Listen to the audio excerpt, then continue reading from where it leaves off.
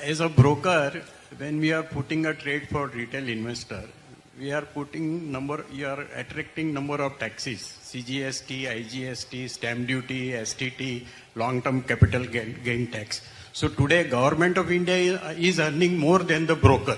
We have...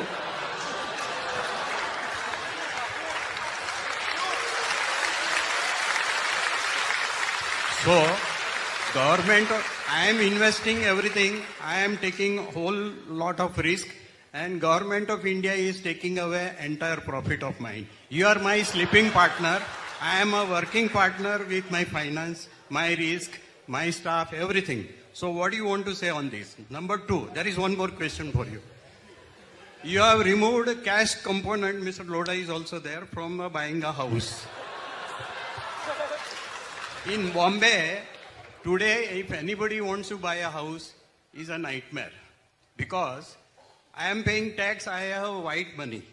Now we have to pay everything by check. Mr. Lodha will not accept cash. So, my bank balance is purely after paying all taxes to Government of India. Again, when I am buying a house, I have to pay stamp duty, I have to pay GST, so that amounts to 11%.